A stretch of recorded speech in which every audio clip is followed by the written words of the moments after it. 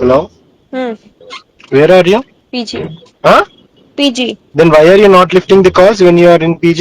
I don't have rights to ask you anything right now. Ah, don't take those topics, okay? Come to Okay. video call once. I don't want to come. Immediately come. I don't want to come. Immediately. I don't want to come. Immediately, I'm telling you. I don't want to Immediately. come. I don't I want to come. want you to come immediately.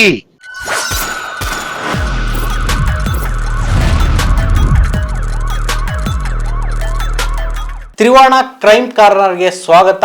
ನಾನು Manjunath. Kannada social media influencer ಆದ ಸಾಧನ ಶೆಟ್ಟಿ ವಿರುದ್ಧದ block mailing ಪ್ರಕರಣವು ಈಗ ನಾಟಕೀಯ ತಿರುವು ಪಡೆದುಕೊಂಡಿದೆ.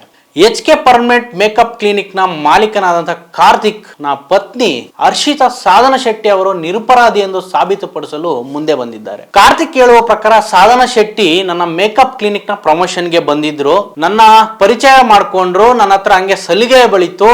ಅದಾದ ನಂತರ 5-10 ಲಕ್ಷ ದುಡ್ಡನ್ನ ಪಡೆದುಕೊಂಡಿದ್ದಾಳೆ. ಹಾಗೆ ಕೆಲವು ಬಂಗಾರದ ಒಡವೆಗಳನ್ನು ಕೊಟ್ಟಿದ್ದೇನೆ ಅವಳಿಗೆ. ಹಾಗೆ ಇವಾಗ 1.5 ಕೋಟಿ ಮೊತ್ತಕ್ಕೆ ಬೇಡಿಕೆ ಇಟ್ಟಿದ್ದಾಳೆ ಎಂದು ಆರೋಪಿಸಿ ಕಾರ್ತಿಕ್ ಜಯನಗರ ಪೊಲೀಸ್ ಸ್ಟೇಷನ್ ನಲ್ಲಿ ಕಂಪ್ಲೇಂಟ್ ಕೊಟ್ಟಿದ್ದರು. ಈ ಕೇಸ್ಗೆ ಇವಾಗ ಒಂದು ಟ್ವಿಸ್ಟ್ ಸಿಕ್ಕಿದೆ. ಈ ಕೇಸ್ನ ನಿಜವಾದ ಅಪರಾಧಿ ಯಾರು, ಅದು ಹೇಗೆ ತಗಲಾಕೊಂಡ್ರು ಅನ್ನೋದನ್ನ ಈ ವಿಡಿಯೋದಲ್ಲಿ ನೋಡೋಣ. ಅದಕ್ಕೂ ಮೊದಲು ಯಾರಿನ್ನ ನೀವು ನಮ್ಮ ಚಾನಲ್ ಅನ್ನ ಸಬ್ಸ್ಕ್ರೈಬ್ ಮಾಡದಲ್ಲೇ ನೋಡ್ತಾ ಇದ್ರೆ ದಯವಿಟ್ಟು ಸಬ್ಸ್ಕ್ರೈಬ್ ಮಾಡಿ, ಬೆಲ್ ಐಕನ್ ಅನ್ನ ಒತ್ತಿಟ್ಕೊಳ್ಳಿ.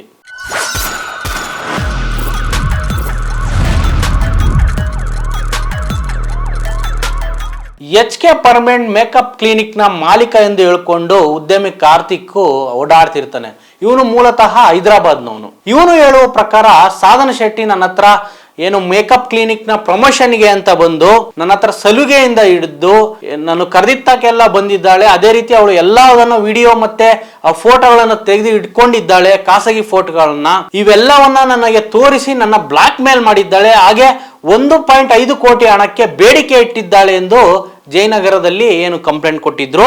ಆದ್ರೆ ಈಗ ಇದಕ್ಕೆ ಒಂದು ಟ್ವಿಸ್ಟ್ ಸಿಕ್ಕಿದೆ. ಕಾರ್ತಿಕ್ ನ ಪತ್ನಿ ಹರ್ಷ ಇದಕ್ಕೆಲ್ಲ ತಾರಕಾಡಿದ್ದಾರೆ. ಆದ್ರೆ ಈ ಮೇಕಪ್ ಕ್ಲಿನಿಕ್ ಏನಿದೆ ಇದು ಕಾರ್ತಿಕ್ಗೆ ಸೇರಿದ್ದಲ್ಲ. ಇವನು ಕಾರ್ತಿಕ್ ಓನ್ಲಿ ಉದ್ಯಮಿ. ಇವನ ಪತ್ನಿ ಹರ್ಷಿತಾಗೆ ಈ ಮೇಕಪ್ ಸೇರುತ್ತೆ. ಇವಳು ಓನ್ಲಿ ಮಾರ್ಕೆಟಿಂಗ್ ಕೆಲಸ ಮಾಡ್ತಾ ಇರ್ತಾನೆ ಕಾರ್ತಿಕ್. ಅದೇ ರೀತಿ ಹರ್ಷಿತಾ ಹೇಳುವ ಪ್ರಕಾರ ಕಾರ್ತಿಕ್ ನ ದುರ್ವರ್ತನೆಯಿಂದ ನಾನು ಇವನ ದುರ್ವರ್ತನೆಗೆ ಸಿಕ್ಕಾಕೊಂಡಿದ್ದೆ, ಅದಕ್ಕೆ ಇವನನ್ನು ಬಿಟ್ಟು ಹೈದರಾಬಾದ್ ನಲ್ಲಿ ನಾನು 6 ತಿಂಗಳು ನೆಲೆಸಿದ್ದೆ ಎಂದು ಅವರು ಕೂಡ ಹೇಳಿದ್ದಾರೆ. ಸೋಷಿಯಲ್ ಮೀಡಿಯಾ ಇನ್ಫ್ಲುಯೆನ್ಸರ್ ಆದ ಸಾಧನ ಶೆಟ್ಟಿಗೆ ಕಾರ್ತಿಕ್ ಮದುವೆ ಮಾಡ್ಕೊಳ್ತೀನಿ ಅಂತ ನಂಬಿಸಿ ಲೈಂಗಿಕ ಕಿರುಕುಳ ನೀಡುತ್ತಿದ್ದ. ಕಾರ್ತಿಕ್ ಸಾಧನನ ಹೈದರಾಬಾದ್ ಮತ್ತು ಬೆಂಗಳೂರು, ಮಾಲ್ಡೀವ್ಸ್ಗೆಲ್ಲ ಕರೆದುಕೊಂಡು ಹೋಗಿದ್ದ. ಹೈದರಾಬಾದ್ ನಲ್ಲಿ ವಸತಿ ಮತ್ತು PGಯಲ್ಲಿ ಅವಳನ್ನು ಇರಿಸಿದ್ದ ಎಂದು ಏನು ಹರ್ಷಿತಾ ಅವರು ಈಗ ಎವಿಡೆನ್ಸ್ ಅನ್ನು ತಂದು ಪೊಲೀಸರಿಗೆ ತಿಳಿಸಿದ್ದಾರೆ. 2025ರಲ್ಲೇ ಸತ್ಯ ಬೆಳಕಿಗೆ ಬರುತ್ತೆ. ಹರ್ಷಿತಾ ಕಾರ್ತಿಕ್ ನನ್ನ ಅವರ ಕುಟುಂಬದ ಮುಂದೆ ನಿಲ್ಲಿಸ್ತಾರೆ. ಸಾಧನ ಶೆಟ್ಟಿ ಹಣ ಸುಲಿಗೆ ಮಾಡಲು ಸುಳ್ಳು ಆರೋಪಗಳನ್ನು ಮಾಡ್ತಿದ್ದಾಳೆ ಎಂದು ಕಾರ್ತಿಕ್ ಆಗ ತನ್ನ ಹೆಂಡತಿ ಹರ್ಷಿತಾಗೆ ಮನವರಿಕೆ ಮಾಡುವಲ್ಲಿ ಯಶಸ್ವಿಯಾಗಿರ್ತಾನೆ. ಸಾಧನ ಪೊಲೀಸರನ್ನ ಸಂಪರ್ಕಿಸಿದರೆ ತನಗೆ ತೊಂದರೆ ಆಗ್ಬಹುದೆಂದು ಅರಿತುಕೊಂಡ ಕಾರ್ತಿಕ್ ಆಕೆಯನ್ನ ಬಲಿಗೆ ಬೀಳಿಸಲು ಯೋಚನೆ ರೂಪಿಸ್ತಾನೆ.